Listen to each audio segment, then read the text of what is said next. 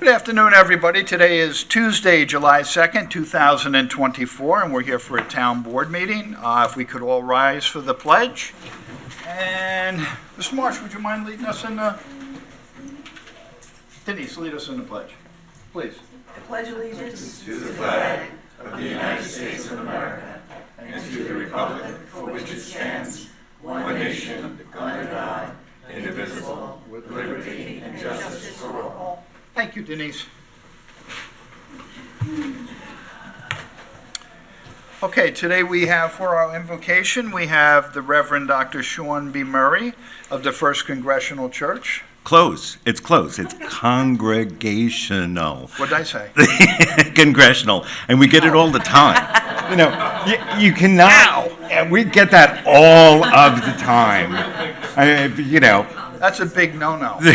Well, I'm not surprised from where you're coming from, but, the phone company, the electric company, the post office, come on. Anyway, hi. Nice to see you. Nice to see you. And it's good to be here. So we open our hearts in prayer and praise. Oh, good and gracious God, our God of the mountains and of the rivers, of the stars and the seas, God of our hearts, we give you thanks for the gift of the earth, for the gift of our town, for times of celebration, the nation's independence. We give you thanks for your guidance and wisdom, and indeed, O God, we do pray for wisdom. Fall afresh on all who are here, O God, and guide us in conversation and understanding and in improvement, for one and for all. Bless us, O God, and refresh us in your spirit. In your name we pray. Amen. Amen. Amen. Thank you, Reverend Murray. You're welcome. Have a great meeting. Thank you. I'm going to go catch up to a garden. There you go. Okay, today we're honored to be able to hand awards out to the Riverhead High School CAP program.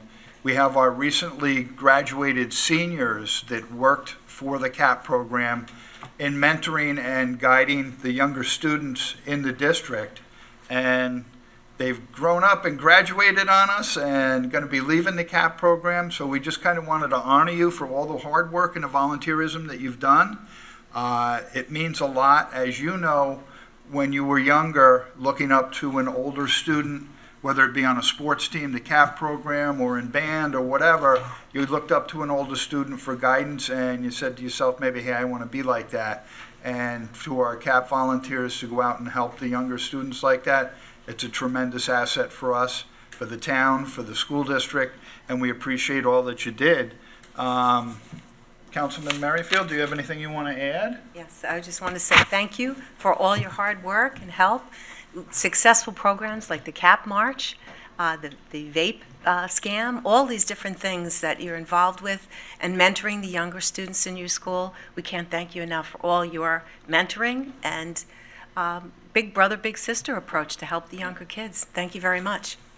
Absolutely. All right, we're going to come down front. Town board will go down in the front and hand out the certificates of recognition.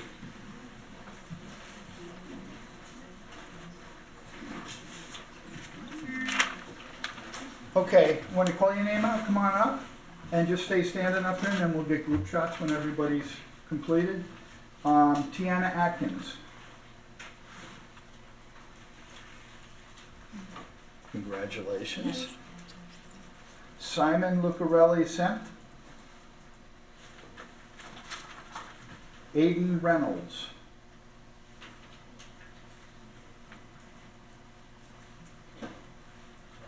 Congratulations, Aiden. Haranva Gunsinhan. I apologize if that's off. Congratulations. Isaac Lopez Amaya.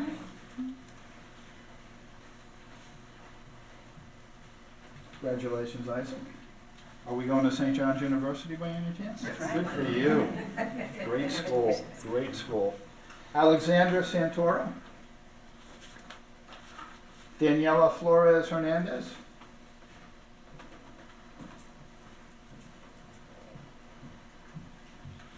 Congratulations.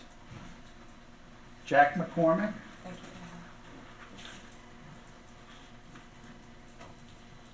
Congratulations, Jack. Jackson Redmond? No, okay. Summer's busy, we understand that, but congratulations on the graduates. Congratulations on your next endeavors. What you did with CAP will always look fantastic on a resume, so keep that in mind, and we appreciate everything that you did to help our younger students. So, good round of applause for all of our CAP volunteers.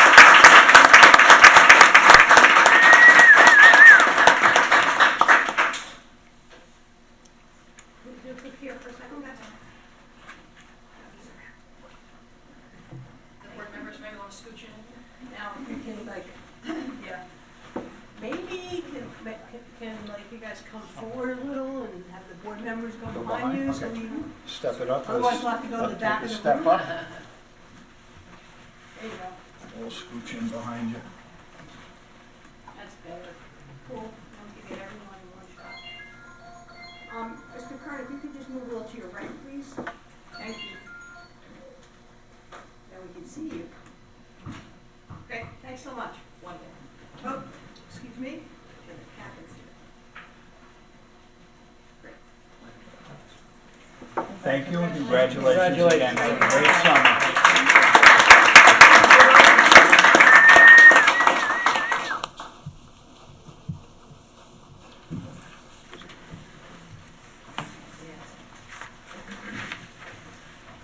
I'll just take that extra.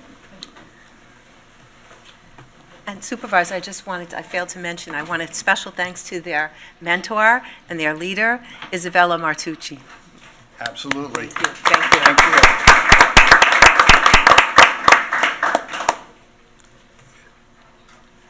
Okay, I have a couple announcements to go over before we get started.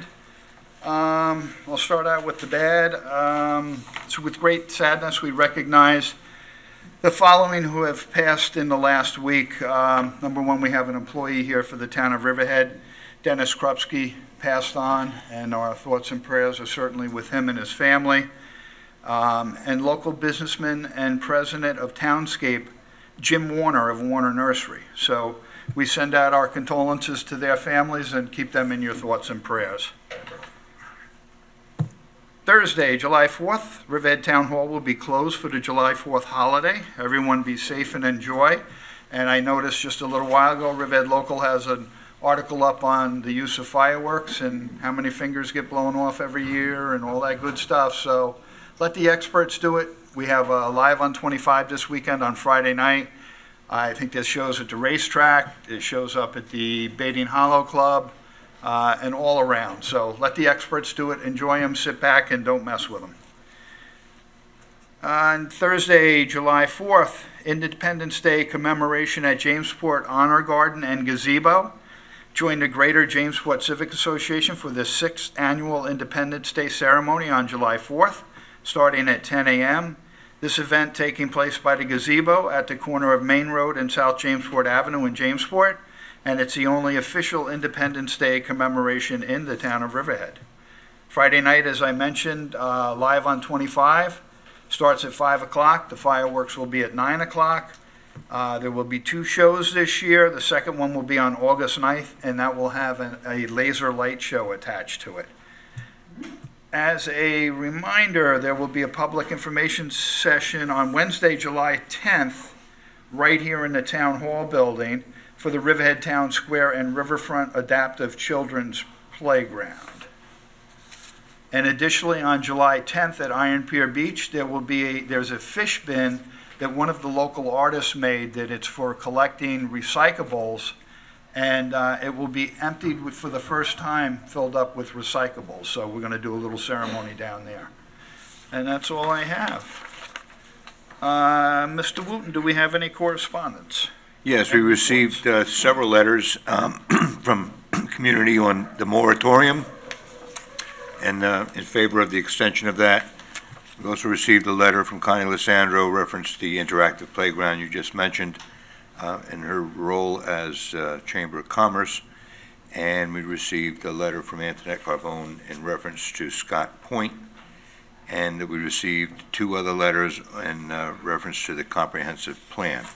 That's what came in during this time. These are all to be posted and seen on the website under agendas, and you can read them verbatim to their concerns. So that's it for the letters. Under reports, we have the tax receiver total collection as of June the 21st, $173,869,223.74.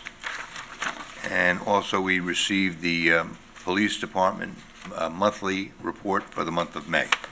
And that concludes our reports. Okay. We have 3 public hearings scheduled for today.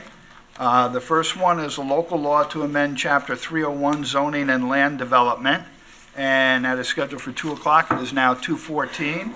So, Mr. Matt Charters, if you would be willing to lead the way on this, we'd appreciate it. Absolutely. And if I could just make a recommendation that we hold the first 2 open at the same time because they're interrelated. One's a definition and one is an actual code change. So. Okay, so we're going to open the second public hearing now, also at 2:14, and that's a local law to amend Chapter 301 zoning and land development, dealing with definitions, I believe. All right. So today we're going to learn about something new for most people. How's that, Bob? Good? I should always check with you first. Public, no. Yeah. So satellite earth stations. So the first thing I'll go through is the definitions that's going to be added to the code. I'll touch on why this is important for the town, and then move on to, I'll touch on the code itself. Okay, so a satellite earth station, a station and/or facility located either on the Earth's surface or within the major portion of the Earth's atmosphere, intended for communication with one or more stations of the same kind by means of one or more reflecting satellites or other extraterrestrial objects in space. What's that mean? So that's what most people can think of now is for an internet service provider to provide that via satellite. So essentially, there's a station on the Earth's surface, reflects off the satellite, then gets beamed to your house. Why this is important for the town? Because pursuant to federal law, so that's 47 CFR, section 25.104 for everyone who's listening to that federal regulation, gives these end users the ability to circumvent local zoning and preempt it. So if there's not a regulation on the books, they would be essentially allowed to develop it within the town.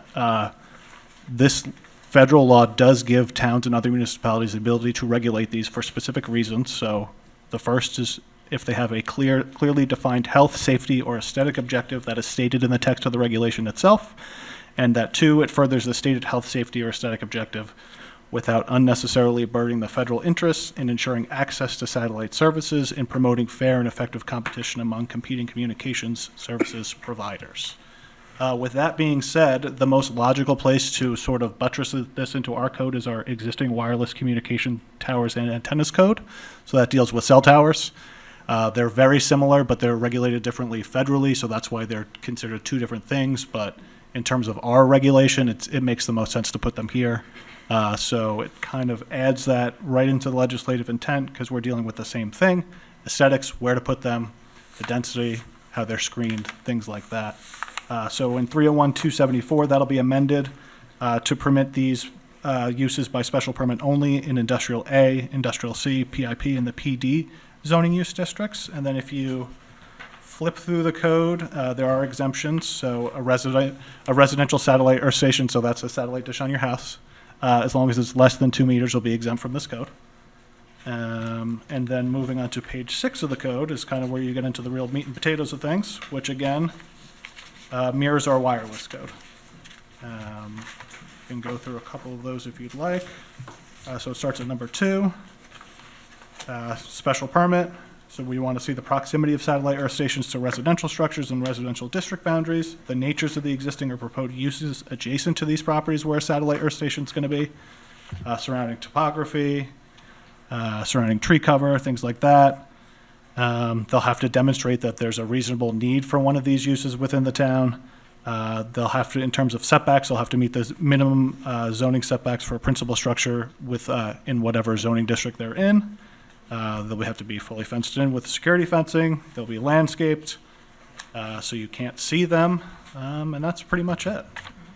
pretty straightforward and kind of added in so we can protect the town from these uses going in, as they see fit. So Matt, I have a question. I know they use this in war zones where, like, give you an example of Ukraine, right? So that people can get internet service. Correct. Can you generate correspondence with this company? Should we lose internet service through our local provider that we can hook into this? I'd just be curious, so that the town, and I don't know how it affects the police, if we should lose internet service, Yeah. communication service. I Thank can you. do that. Anybody else have any questions? Nope. Yeah, open to the public. Do we have anybody from the audience who would like to comment on this public hearing? Seeing no one, do we have anybody online? We have nobody online that would like to make a public comment? Okay, well then I suggest we close the public hearing and keep it open for written comments until July 12th at 4 o'clock. That was the 12th, you said? Hmm? The 12th? 12th, yes, July 12th at 4 o'clock. Okay, we'll close that public hearing, and we will move on to public hearing number 3. Again, Mr. Charters. Okay, this is a public hearing for a proposed 3-month extension of the Calverton Industrial Moratorium, which is currently in place. If the board recalls, we did adopt this moratorium by local law on the 4th of January, 2024. It became effective on the 12th of January, it was a 6-month moratorium initially, so it's due to expire on July the 12th. This has been referred to the Planning Commission. It'll be heard before the Suffolk County Planning Commission on the 10th, which is next week. Expect myself and probably another member of staff to go present to the Planning Commission. What this section does, it adds 303.31 and keeps the moratorium the same and extends for 3 months. So more or less, I would say, if it's adopted on the day it expires, it would be to October 12th. Obviously, there's a little bit of a lag for an effective date with filing with the state, but more or less the middle of October. If the Board of the Republic recalls, this is a combined effort with a comprehensive plan. We saw a lot of industrial development in Calverton, and it's one of our target areas to change. We're looking at new zoning use districts in Calverton.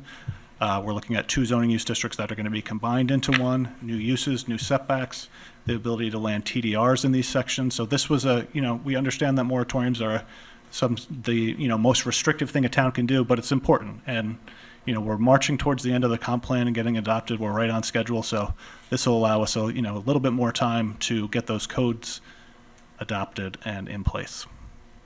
Matt, have we started on the code? Yes, Yeah. we're in process. Yeah, Okay. kind of drafting ideas, and it's in the early stages, but we're working on it. Okay, that's 1. 2, is there any reason why we're not exempting recreations, since it doesn't affect any part of the purpose of this moratorium? I would say I would caution to change it at all because it's not really about a specific use. It's about the nature of the area itself. So it's going to be a wholesale change with new. No, I new understand, restrictions, yeah.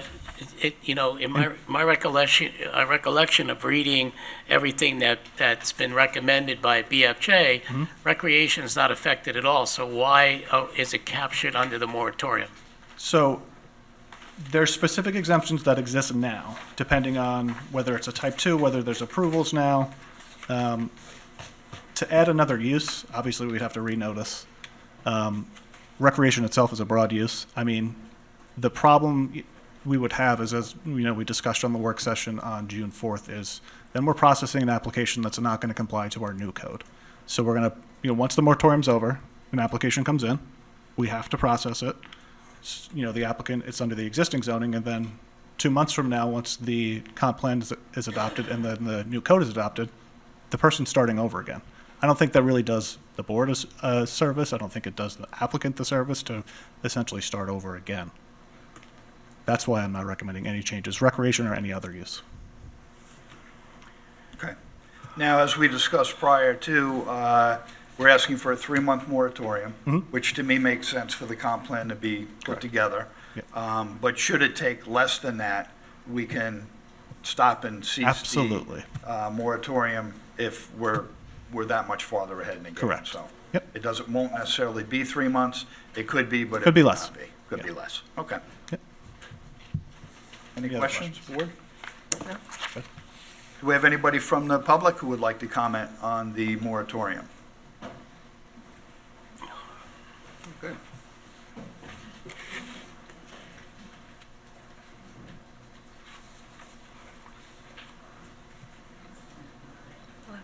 Good afternoon.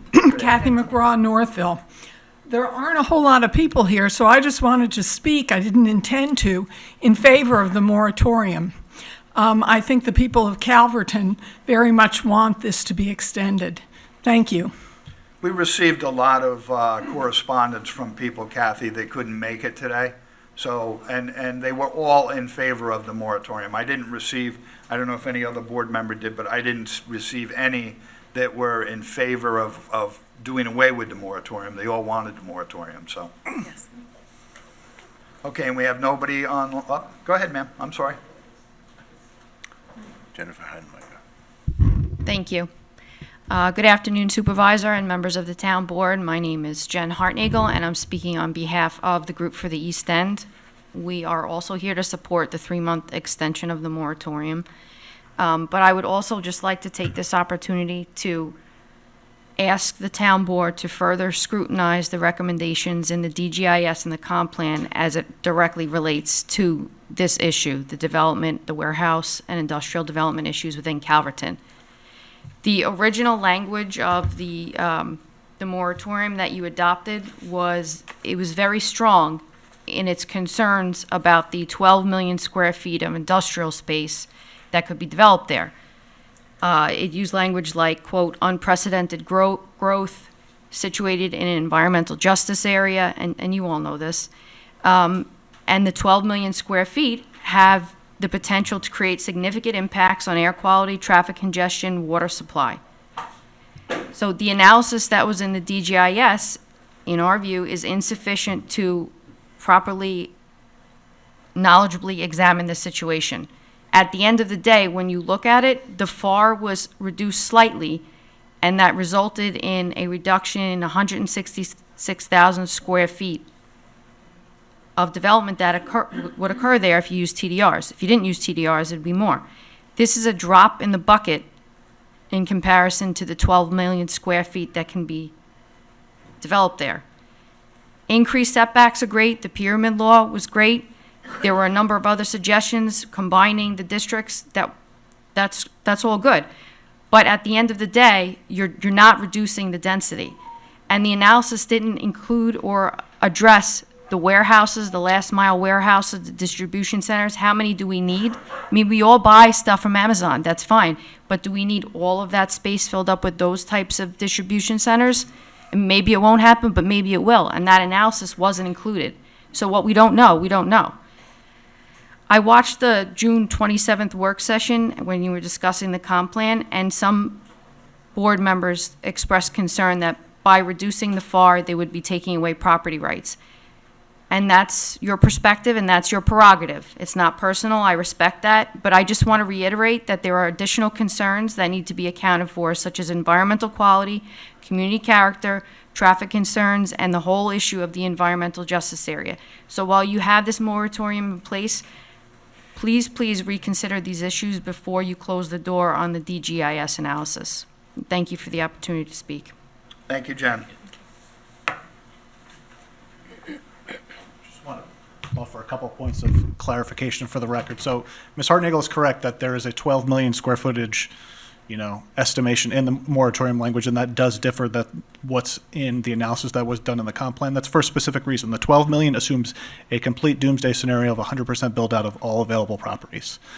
So in the comp plan, it's a presumed build out. I believe it's based on a 9% build out of soft sites. So it's a different analysis, but both work in kind for a 25% reduction.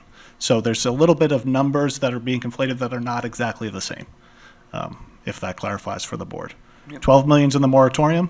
That assumes 100% build out. In the comp plan, it's a smaller build out that's being analyzed based on a 9% growth. Thanks, Matt. Yep. Thank you, Matt. Do we have anybody else from the public who would like to comment? We have somebody online? Okay.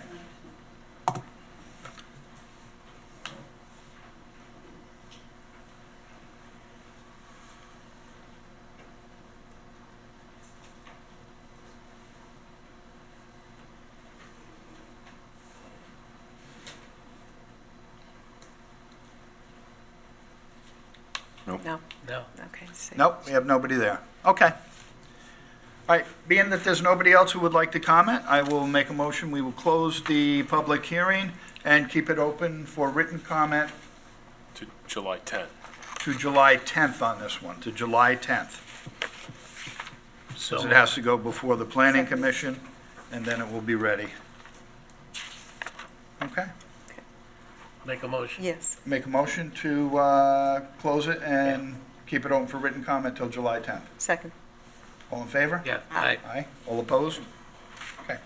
All right, we're going to move on to comments on resolutions. Comments on any resolution before us today in the packet.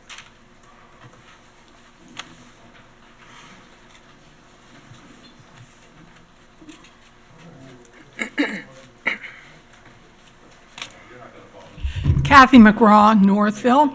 I have a question about Town Board Resolution 2024-642. First of all, I'm really happy to see legal action against Scott Point. I do have a question, though, about the second to last resolved paragraph.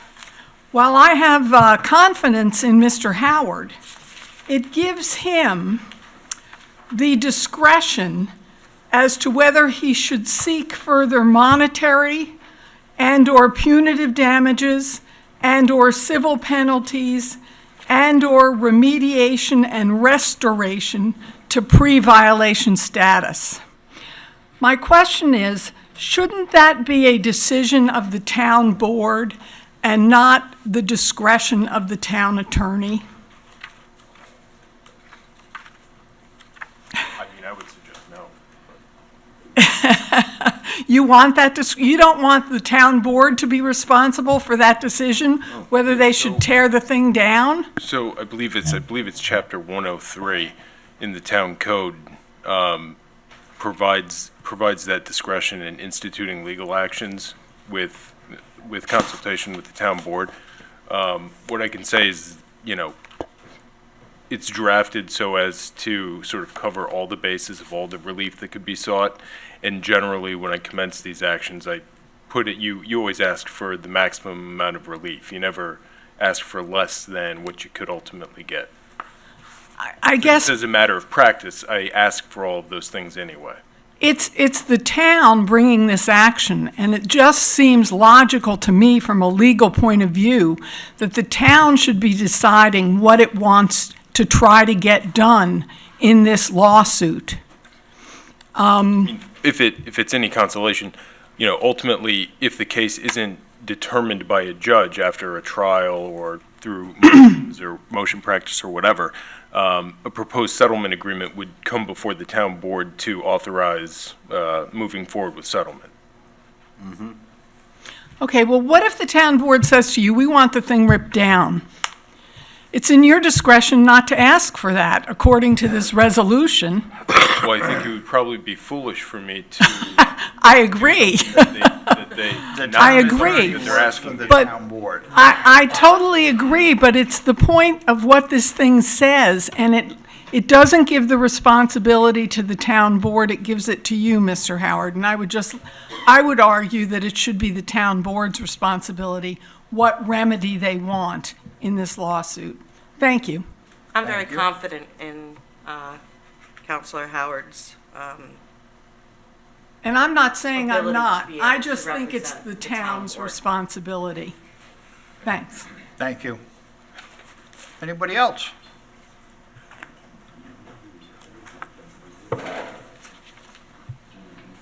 Good afternoon, Mike Foley, Reese Park. Hey, Mike, how are you? I'm good. Good. Actually, I want to comment in favor of Resolution 643, which ratifies authorization to retain legal counsel and to commence legal action against the town of Southampton. Tim, I know this is the last resort. I know you and other town board members and senior staff people met with the people of Southampton to try and solicit a reasonable settlement, and it didn't happen. I don't think you had any other alternative. And anything, speaking on behalf of many civic associations that are with you on this, if there's anything we can do, any meeting we can show up at, to let them know it's not just you, it's not just the town board, it is the citizens of Riverhead that want this relief from the town of Southampton. So please let us know if there's anything we can do. We appreciate that, Mike. Also, for the record, we met with the county executive office also, together with Southampton and then separate also. And we just weren't able to come to any reasonable agreement with the town of Southampton, and this kind of forced our hand to go this way. I don't think any one of us really want to sue Southampton to stop a sewer treatment plant from being built, but the way it's being done and how they're going about it needs to be addressed, and that's the only way we felt we could legally address it at this point in time. I think the issue and the law is on our side, and we're with you. I just want to let you know the town, Thank you you. know, the citizens are with you. I also want to speak in favor of Resolution 642, which has to do with us getting ready to sue Scotts Point. Denise had two great articles, one about the DEC initiating litigation, and one about how they actually acted after you guys cited them. You guys took action, I think, on the 12th, and I think the DEC took action on the 26th of June. Going back to the resolved paragraph that Kathy brought up, you know, you looked like you were outraged, Tim, when this first came to your attention. And I'm sure looking at some of the photos and everything else of Scotts Point didn't do anything to allay that outrage. But I really didn't have a mind's eye view of this Scotts Point until last night. Myself and another interested civic member took a drive there. There was a car show on Mondays at 5 o'clock. So he's a big car guy, me not so much. But we went around, took a look at it. We walked to where the go-kart area is now gated off. There is apparently storage behind the golf cart area, the racetrack. And he also told me, to take a look at the video, because Scotts Point actually has the audacity to keep this video up. This morning I looked at it, and it had clearly a car that was spewing an awful lot of smoke with a sanded down track so that they could slip and slide all over the track within 20 feet of our water, which has been described as a 19-acre gash in our aquifer. So this is where we are now. We have a number of things that are up for discussion and litigation. The DEC's notice of violations, they stated 3, construction of the lake, the construction of the lake was in violation of what they had agreed to. The go-kart track, and that the parking lot is substantially larger than they initially applied for. The DEC violations are $8,000 per violation and $2,000 per day for every time when they are not stopping the violations from happening. So I took a look yesterday. There was nobody in the water. I know that was one of the things that they were prohibited from doing. There was nobody in the water. But one of the things I noticed that I didn't understand was the storage of these very large cigarette boats that were all over the property. I mean, they were sitting above the soil. Now, you look at it, 5 450 horsepower engines on one cigarette boat. I don't know what the maintenance is on them. I don't know who's looking at them. I don't know what the compensation to Scotts Point is for keeping them there. I doubt if it was contemplated in the application. I went in and had a beer and had a couple of appetizers and took a look around the area, and the restaurant is real big. And they have an upstairs that that we ended up not going to. But going out onto the balcony, it's probably could hold 150, 200 people, and they have an upper one too. So I guess my question is, when this application came in, what was the original application for the occupancy of a restaurant? I mean, is it possible that they wanted 150, now they've got the capacity of 400, and they haven't paid the applicable fees for putting that many seats in? I understand there's all sorts of water money and other things that they're supposed to do based on the number of seats in a dining facility. Is that an issue as well for consideration in litigation? The previous violations were stated by Denise. Denise mentioned that there was a $427,000 net tax exemption given by the IDA for calendar year 2023 that contemplated 500 employees. There's now, I think, 20. And that they were supposed to be in compliance with all of the rules and regulations. So the fact that they are clearly in violation of the rules and regulations that they agreed to and committed to the IDA, I'd like to know if there's anything that the board can do to urge Tracy Stark to claw back the $427,000 net tax exemptions for 2023. We talk about how much the construction was on that go-kart track. I took a look at it. I'm not in the business, but it was a six-figure job, no question about it. How high in the six figures? Let's go cheap at $200,000. So he spent $200,000. We're going to shut him down from ever using it again. And now remediation should absolutely be something that we need to go after. And I'm sure that Eric, as part of his litigation, is going to ask for all that. But now you take a look at the reality of it. This guy's been in town for 20 years. There have been a couple of violations before. There are multiple violations before us right now. And the DEC and the town are taking action against this guy, against this owner, who clearly is a bad actor from his history. I don't like to see anybody go out of business. I don't like to see the demise of any business.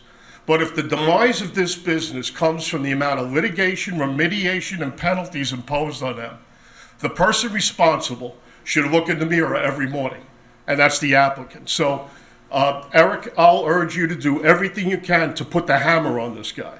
If there is a place right now in this new administration where we can make it plain to everybody that comes before this board, the planning board, the zoning board, the town board, we have rules, and it's in their best interest to follow them. Otherwise, they are going to come down on them like the hammers of hell. Thank you. Thanks, Mike. Society without rules, laws, and codes is chaos. Amen. And chaos is not something we're looking to be known for in the town. So we are aggressively dealing with this. I mentioned at prior meetings that this was a brazen act, and that's exactly what it was. It was a hand up in your face and a thumb waving at you, and it's just not going to be tolerated anymore in this town. We cannot do that. So we are taking maximum action that we can take, and nobody wants to see a guy go out of business, and that's not what we're trying to do, but you've got to conform with the code and the law of the town. And when you don't, there are penalties for all of your actions, and that's exactly where we're heading with this right now. Hi, Takwi. Hi there. How are you? Takwi Church and Greater Calverton Civic Association. Doing great. Hope you are too. A quick question about Scotts Point Island Water Park. I was trying to look up the resolution and see if it was written in there. To my knowledge, there were supposed to be monitoring wells on that property, water monitoring wells. Am I correct? Yeah, that is my understanding. And are they being monitored currently? I don't think they're due yet to be monitored. Eric, would you want to handle that, or? Yeah, we also have Frank here. Oh, But the monitoring wells were put in. Hi, it's Frank from the Water District. That's correct. So we just received all these foils, and we do have an agreement in place for them to, the monitors are installed, the monitoring wells are installed. They weren't sampled right at installation, which was my understanding of what was going to happen. But the agreement, I just talked to Danielle Hurley, the agreement says biannual.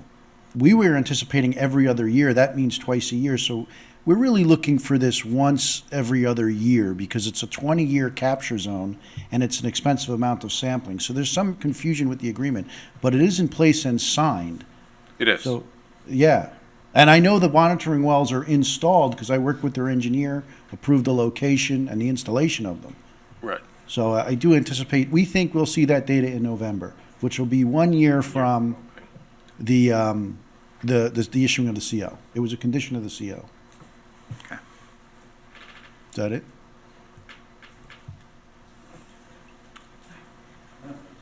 Thank you very much. So if I understood it right, there haven't been any samplings happening yet since November. The first one will be coming up in November. Did I hear that right? That's what you heard. Correct. So is that addressable in whatever legal work that you're using against Scotts Point? In other words, that's clear in the paperwork to them on how that's going to be sampled and when? It has to be sampled in November. Yeah, in or around probably the beginning of October, we would send a demand letter Okay. indicating that they need to produce monitoring well data. Okay, and sorry, I'm not really sure how that runs. Who monitors it? Who does the physical monitoring? Oh, I Is that Frank? defer that Frank. to our. Sounds like it might be. It's me again. They're going to collect the sampling. It's their monitoring well, and they're going to do the analysis at an ELAP-approved lab, just like a water supplier would, and then report the data back to me. Thanks very much.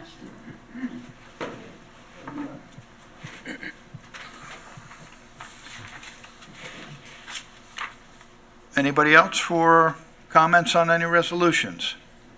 I have nobody online? Okay. Mr. Wooten, will we go ahead and read off the resolutions?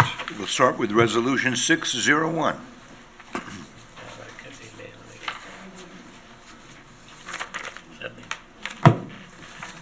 Sewer District Capital Project, A2317, budget adjustment, so moved. Seconded.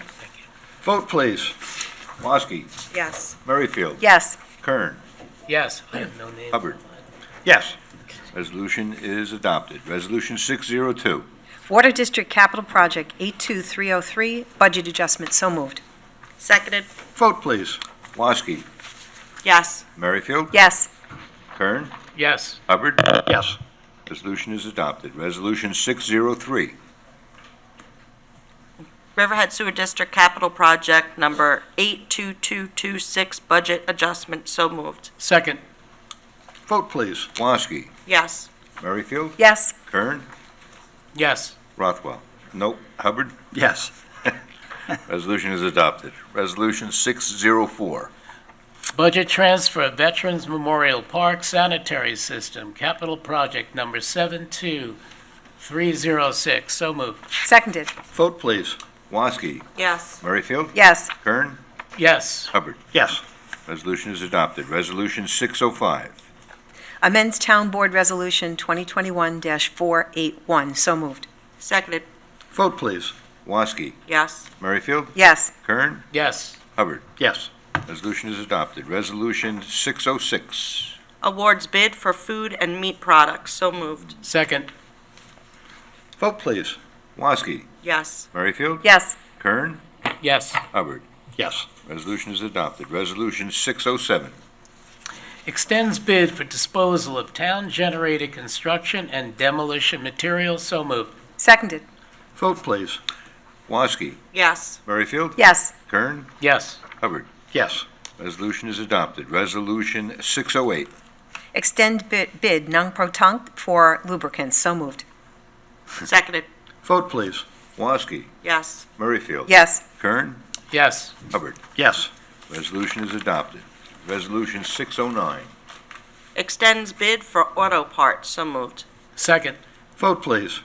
Woski, Yes. Merrifield, Yes. Kern, Yes, Hubbard. Yes.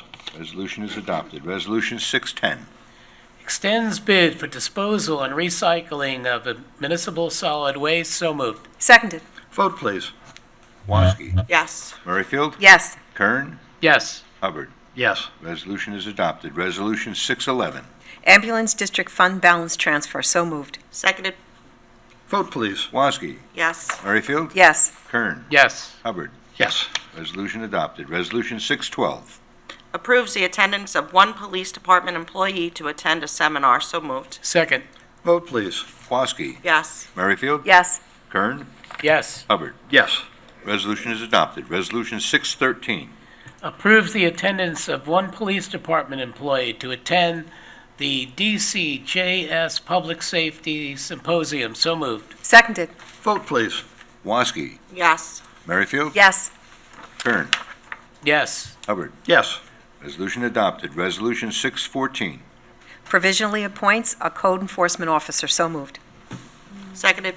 Vote, please. Woski, Yes. Merrifield, Yes. Kern, Yes. Hubbard. Beefing up our code enforcement, yes. I love it. Resolution is adopted. Resolution 615.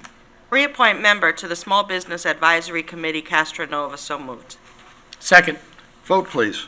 Woski, Yes. Merrifield, Yes. Kern, Yes. Hubbard. Yes, thank you, Ray Casanova.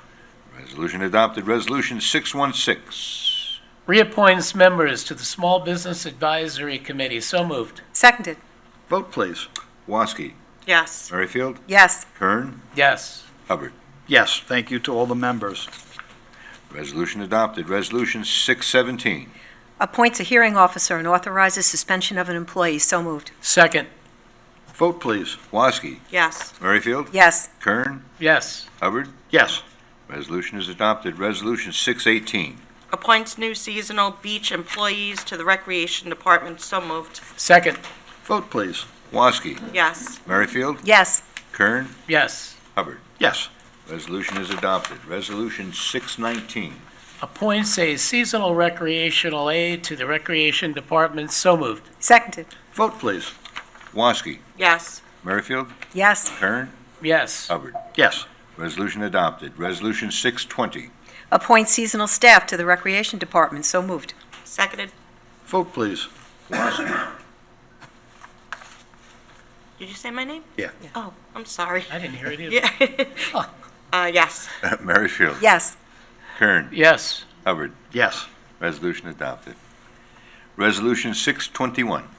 Appoints a call-in recreation specialist to the Recreation Department. So moved. Second. Vote, please. Woski, Yes. Merrifield, Yes. Kern, Yes. Hubbard. Yes. Resolution is adopted. Resolution 622. Appoints a call-in recreational specialist to the Recreation Department. So moved. Seconded. Vote, please. Woski, Yes. Merrifield, Yes. Kern, Yes. Hubbard. Yes. Resolution adopted. Resolution 623. Appoints Brian Mills to serve as chairman of the Board of Assessment Review. So moved. Seconded. Vote, please. Woski, Yes. Merrifield, Yes. Kern, Yes. Hubbard. Yes, thank you, Brian, for continuing to do that. Resolution is adopted. Resolution 624. Ratify the amendment of fees for accelerated building department services. So moved. Second. Vote, please. Woski, Yes. Merrifield, Yes. Kern, Yes. Hubbard. This is working out very well for Andreas in the building department, where people can get their stuff accelerated, they pay more money, but they get it back faster, and it doesn't waylay the other pile that's in the pack, because this is done after hours, and the overtime rate is paid completely by the fee for the accelerated services. So, yes, it's working very well. Resolution is adopted. Resolution 625. Accepts the resignation of an account clerk. So moved. Seconded. Vote, please. Woski, Yes. Merrifield, Yes. Kern, Yes. Hubbard. Yes. Resolution is adopted. Resolution 626. Ratifies the appointment of a seasonal staff to the Recreation Department. So moved. Seconded. Vote, please. Woski, Yes. Merrifield, Yes. Kern, Yes. Hubbard. Yes. Resolution is adopted. Resolution 627. Waives fee for use of showmobile for Townscape Summer Stage concerts at Town Square. So moved. Second. Vote, please. Woski, Yes. Merrifield, Yes. Kern, Yes. Hubbard. Yes. Thank you very much. That resolution is adopted. Resolution 628. Authorizes the town attorney to execute an agreement with Municipal Valuation Services, Inc. So moved. Seconded. Vote, please. Woski, Yes. Merrifield, Yes. Kern, Yes. Hubbard. Yes. Resolution is adopted. Resolution 629. Bond resolution of the Town of Riverhead, New York, adopted July 2nd, 2024, appropriating $2,260,000. So moved. Seconded. Vote, please. Woski, Yes. Merrifield, Yes. Kern, Yes. Hubbard. Yes. Resolution is adopted. Resolution 630. Authorize town clerk to publish and post public notice to consider a local law to amend Chapter 301 of the Riverhead Town Code entitled Zoning and Land Development, Section 240 thereof entitled Bed and Breakfast Facilities. So moved. Second. Vote, please. Woski. Yes. Merrifield. Yes. Kern. Yes. Hubbard. Yes. Resolution is adopted. Resolution 631. Authorizes town clerk to publish and post notice to amend Chapter 257 peddling and soliciting. So moved. Seconded. Vote, please. Woski. Yes. Merrifield. Yes. Kern. Yes. Hubbard. Yes. Resolution adopted. Resolution 632. Authorizes town clerk to publish and post public notice to consider a local law to amend Chapter 251 of the Riverhead Town Code entitled Noise, Public Nuisances, and Property Maintenance, Section 7 thereof entitled Variances. So moved. Seconded. Vote, please. Woski. Yes. Merrifield. Yes. Kern. Yes. Hubbard. Yes. Resolution is adopted. Resolution 633. Adopts local law to amend Chapter 301 Zoning and Land Development, Part 2 Districts, Article XLI Pine Barrens Overlay District. So moved. Second. Vote, please. Woski. Yes. Merrifield. Yes. Kern. Yes. Hubbard. Yes. Resolution is adopted. Resolution 634. Order establishing lateral water main extension at 203-213 East Main Street, Suffolk County Tax Map District 0600, Section 129, Block 1, Lot 17-20, Riverhead, New York. So moved. Seconded. Vote, please. Woski. Yes. Merrifield. Yes. Kern. Yes. Hubbard. Yes. Resolution is adopted. Resolution 635. Declares certain sewer district equipment obsolete, surplus property, and authorizes auction of obsolete surplus sewer district equipment. So moved. Seconded. Vote, please. Woski. Yes. Merrifield. Yes. Kern. Yes. Hubbard. Yes. Resolution is adopted. Resolution 636. Approves fireworks application for the Rock Golf Club, July 5th, 2024. So moved. Second. Vote, please. Woski. Yes. Merrifield. Yes. Kern. Yes. Hubbard. Yes. Resolution is adopted. Resolution 637. Approves agreement between Town of Riverhead and Winship Media LLC, utilize parking, police personnel, and police cars, 2024 Jazz in the Vine. So moved. Seconded. Vote, please. Woski. Yes. Merrifield. Yes. Kern. Yes. Hubbard. Yes. Resolution is adopted. Resolution 638. Approves firework application for Jamesport Fire Department, July 20th, 2024. So moved. Seconded. Vote, please. Woski. Yes. Merrifield. Yes. Kern. Yes. Hubbard. Yes. Resolution adopted. Resolution 639. Approves fireworks application for Riverhead Bidma, July 5th, 2024. So moved. Second. Vote, please. Woski. Yes. Merrifield. Yes. Kern. Yes. Hubbard. Yes. Resolution adopted. Resolution 640. Approves special event Chapter 255 application for Halleckville Museum Barn Raising Supper. So moved. Seconded. Vote, please. Woski. Yes. Merrifield. Yes. Kern. Yes. Hubbard. Yes. Resolution is adopted. Resolution 641. Establishes the Town of Riverhead Emerging Technology Committee. Initial members to the Town of Riverhead Emerging Technology Committee. So moved. Seconded. Vote, please. Woski. Yes. Merrifield. Yes. Kern. Yes. Hubbard. Yeah, I just want to mention, this is a great thing Bob is setting up. This isn't, so people don't get confused, this isn't solely for EPCAL by any means.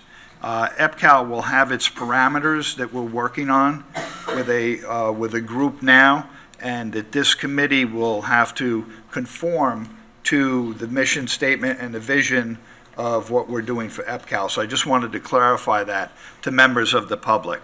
This is going to be used all over town. It's not specific just for EPCAL, but we certainly will be incorporating them as part of our subcommittees of the committee and of the task force that we put together. And we'll go by the abiding guidelines. That's all. Yeah, some of it, B&L, Brookhaven National Lab, for example, does a lot of research in agriculture, so I mean, this is a broad spectrum. That's great. So, yeah, to your point. Okay, resolution is adopted. Resolution 642. Resolution authorizing legal action against the owner, Island Water Park Corp., doing business as Scotts Point, and all tenants, lessees, and licensees of the premises located at 5835 Middle Country Road, Calverton, Town of Riverhead, State of New York. So moved. Second. What Vote, was I- please. what was it? That- Yeah. That was right, yeah. Woski, Yes. Merrifield, Yes. Kern, Yes. Hubbard. Absolutely. Resolution is adopted. Resolution 643. Resolution to ratify authorization to retain legal counsel and commence action against the town of Southampton. So moved. Seconded. Vote, please. Woski, Yes. Merrifield, Yes. Kern, Yes. Hubbard. Yes. Resolution is adopted. Resolution 644. Pays bills. So moved. Seconded. Vote, please. Woski, Yes. Merrifield, Yes. Kern, Yes. Hubbard. Yes. Resolution is adopted. Resolution 645. Authorizes the supervisor to execute short-term runway use agreement for Racetrack Knott Street 2024 Summer Classic. So moved. Second. Vote, please. Woski, Yes. Merrifield, Yes. Kern, Yes. Hubbard. Yes. Resolution is adopted. Resolution 646. Assumes lead agency status and issues negative declaration for special permit and site plan application of 374 Main Road Professional Office, 374 Main Road, Aquabog, New York, Suffolk County Tax Map Number 600-85-3-1.5. So moved. Seconded. Vote, please. Woski, Yes. Merrifield, Yes. Kern, Yes. Hubbard. Yes. Resolution is adopted. Resolution 647. Scheduled public hearing for a special permit application of 374 Main Road, Professional Office, 374 Main Road, Aquabog, New York, Suffolk County Tax Map Number 600-85-3-1.5. So moved. Seconded. Vote, please. Woski, Yes. Merrifield, Yes. Kern, Yes. Hubbard. Yes. Resolution is adopted.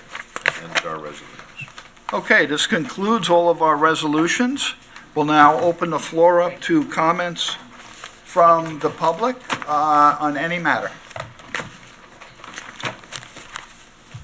Good afternoon. Good afternoon. My name is Marilyn Manfredi. I live at Creek Road in Wading River. I own a home with my brothers and sisters, and we have been on Creek Road for 66 years. It is a beautiful home. We enjoy our private beach each and every summer and have done so each year without concern. Unfortunately, this has not been the case for the past 3 years.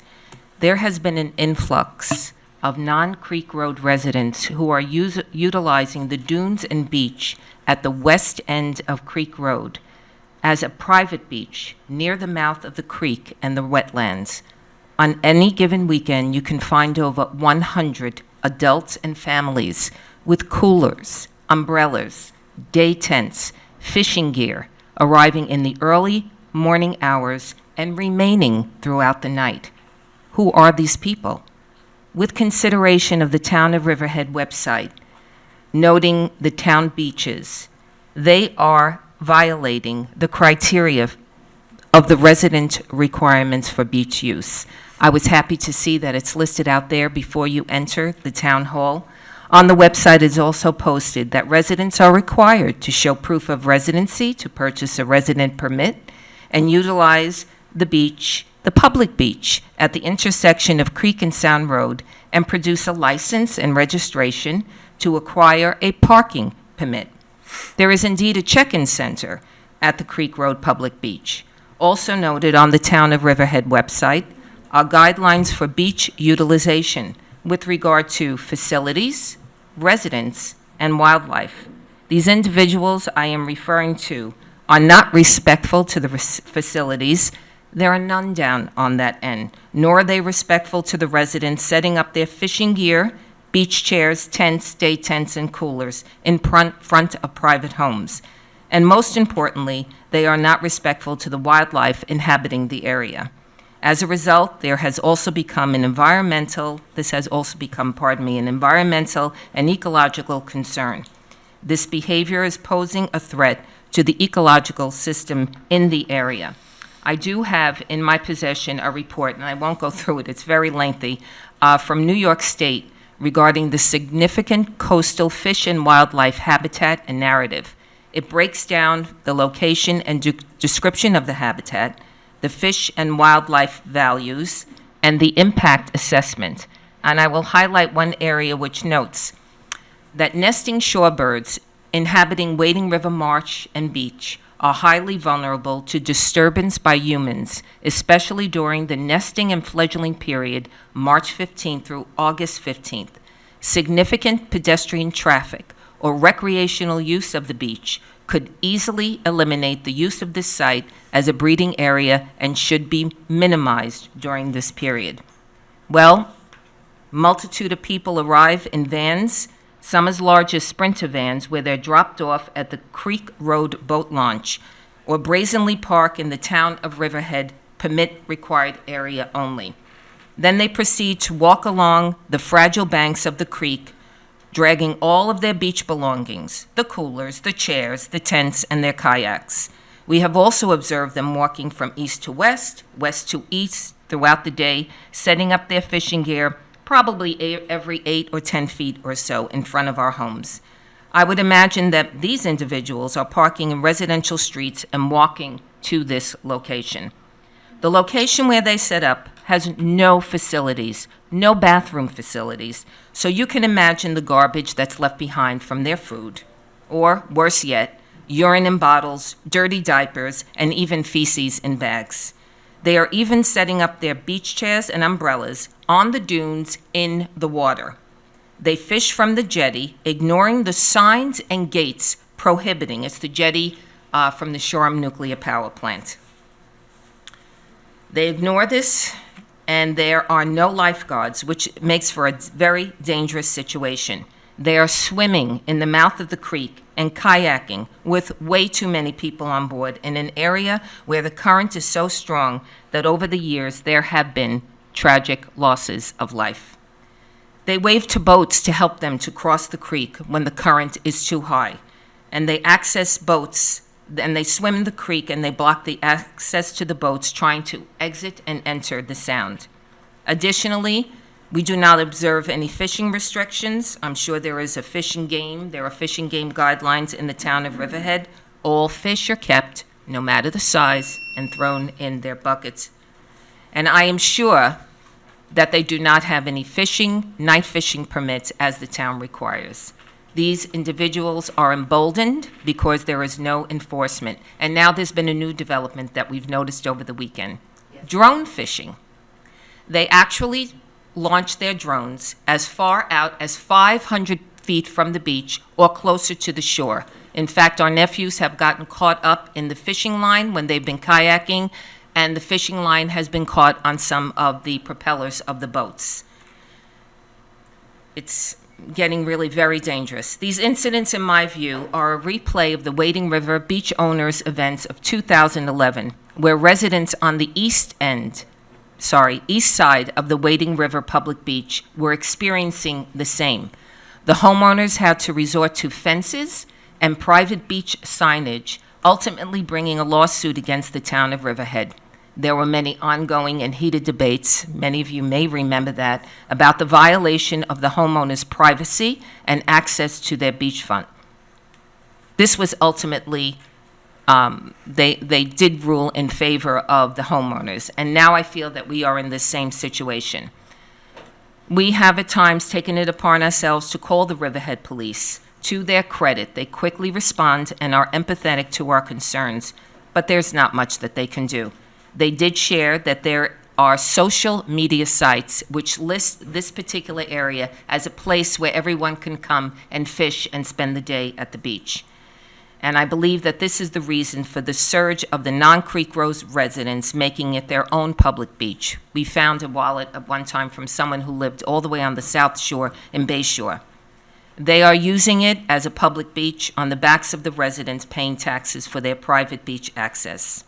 I bring to your attention that on Saturday, June 23rd, you may recall it was in the news that there were 5 fishermen who were saved by the Coast Guard off of Reeves Beach. They were in a raft too small for the number of occupants, and they drifted in a current and were calling for help. Upon the Coast Guard arrival, they were issued safety violations and brought back to shore. This is an all too common occurrence in front of our homes. You can observe too many people in small rowboats, rafts, or kayaks fishing offshore. They are not aware of the current. They are not current of the tide tables. And just last year, while sitting on the beach, we observed 3 fishermen on a kayak being dragged out by a current, trying to swim back. We saw they were in distress. People on the beach were frantically screaming to them. We called 911, and my son rushed out on our boat, bringing them safely to shore. They were exhausted and crying. It was quite the scene. However, there was a tragedy that was averted. In Long Beach, just a few weeks ago, on the south shore of Long Island, there was another recent situation where high school students, again through social media, planned a huge beach outing. Well, thousands of students arrived, and they had to lock down the boardwalk condo buildings. Sadly, a shooting occurred that afternoon. The Long Beach Town Council acted swiftly and immediately, taking action to change the town's rules for beach access, resident passes only, and increased the police presence. And here we are 2 days away from the 4th of July holiday, and I am sure the social media is buzzing, and I cited that I'm sure they have already started posting. I respectfully implore that this cannot continue. You, as the governing board of the town of Riverhead, should put in place enforcement of the town's rules with regard to residency, parking, fishing restrictions, and beach access. Summonses can and should be issued. Cars should be towed away. And perhaps more summer employees, I heard you speaking of that, can be utilized to enact the emergency measures to ensure that the Creek Road residents have access to their private beaches without cause for concern, as well as ensuring the safety for all. I loved your comment, sir, when you said that a society without rules and laws and codes is chaos. And that's what we are experiencing, chaos on the weekends. And as residents who pay our taxes diligently, we expect that you will respond to our concerns in a timely manner. I thank you for your time. Thank you, ma'am. I know in a conversation I had with the chief yesterday, the Bay Constable is going to be making the sound more of a part of his patrol where he hasn't in the past. He's predominantly been on the Bay, but his access is going to be more accessible to the sound, so he will be up there more. But that alone is not enough. We'll talk to the chief. We'll try to set something up and see just what we can do. There are trespassing legalities that may or may not come into play. There's also the mean high water tide mark, where anybody is allowed on any beach anywhere. So there are a lot of factors that go into this where we have to figure out what we can do. But I will speak with the chief. We will put our heads together and try to come up with something. I do appreciate that. And with Especially your with comment with July regard 4th to here the high water mark, I would respectfully say that at the low tide water mark is where much of the damage is occurring as well. They're not moving. As Right. that tide comes up, I have photos that I won't bore you with and videos where they just set up at the high tide water. Right. And there, as I said, fishing poles and lines, and now drones. Drones that are dropping fishing lines into the water. And what else are they doing? We've had items that have been stolen from our homes during the week because predominantly we do utilize the homes on the weekend. And it's become a problem. And I'm concerned also that it's not a public beach. There are no bathroom facilities, no lifeguards, no opportunities for them to safely swim. And they're swimming in water that is really has, as I said, resulted in a tragic loss of life, and it's again, another tragedy waiting to Well, your happen. point on about the current there, Oh, because my where it goodness. comes out of the inlet from the shore, it really does get treacherous. It does. And unfortunately, a lot of times, as you described, and as we know with the recent rescues we have, they don't have life preservers. Nope. Or they don't have enough for everybody on the boat. They overcrowd the boat. And these are all things that they're putting their lives in jeopardy, which, fine. If you're that stupid, go ahead and do it. Yeah. But you're putting our volunteers' lives who are going out to rescue them, or our police officers, our firemen, our dive team. You're putting all their lives in jeopardy. Your own family who went out on their own to help somebody in. Absolutely. And that's where we can't tolerate it. Yes. Stupidity, we can't police. Yes. But we can make it so that they won't be there. So we will work very hard on this. I appreciate, and I You're appreciate very your welcome. time. Yeah, Thank you. I have one quick question Yes. for you, Marilyn. Is there usually a lifeguard there in the past? Never. Never. It's not a It's public down beach, the it's a private, end it's of- near end the, of Creek So Road. it's on the, okay. yeah, the Yeah. public beach is toward the east end Right. of Creek Road near Sound, and it's a beautiful beach, and it's well-maintained, well-kept, and there's a booth there where people have to check in, show their residency, show their parking permit, and they just, as I said, brazenly, you'll see them today. As I arrived at the house, I did see a family, and now they had their, they were going to do some barbecuing. So they had all of their equipment that they were going to bring down to the end. And I am concerned. The weekends are coming, but the 4th of July, in and of itself, is a very popular time for the residents on the road. And now they're just coming from all over. And I would imagine that even Ubers are dropping them off because we have seen Sprinter vans. And they know the tide. Yeah. Because you really can't get through the outlet of the creek when it's high tide, so they know when the tide is. Ma'am, Yeah, I if do you're have to gonna ask speak, you you to gotta step come up up. because the public can't hear you if you're talking from your seat. It has to be on the They're mic. well aware of the tides, because you can't access that walkway of the creek when it's high tide. It comes up way high. They know when the tide is going down, and my concern is that they're setting up shop on a hidden sandbar. So when the tide is high, you don't see that sandbar. When it goes down, that's where they are. And that's where the ecological impact is going to take place. We respect the piping plover. We know what we need to do. They're walking all over that. They're dragging their chairs. It really can't be done. And what my sister didn't mention was 2 years ago, we had people coming and screaming for us to take our boat out. My other nephew went out on the boat, and 2 gentlemen drowned because of that rip tide that occurs when the water is rushing in at high tide. They don't understand that the creek is very, very deep.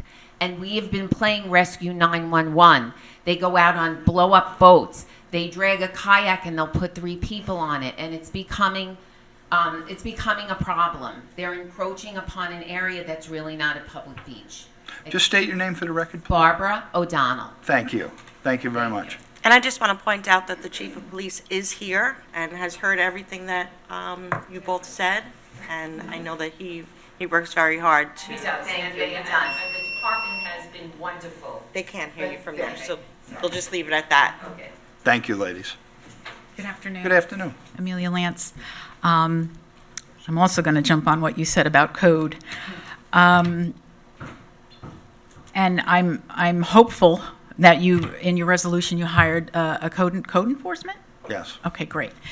So I've been on Fishel Avenue now for about 25 years, and these past several years have been particularly bad as far as noise is concerned.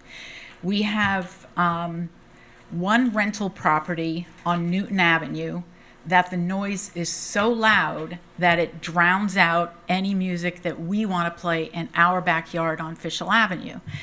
And my 21-year-old daughter is like, that's loud. There's karaoke, there's bonfires, it's a little out of hand. And that's 250 Newton Avenue.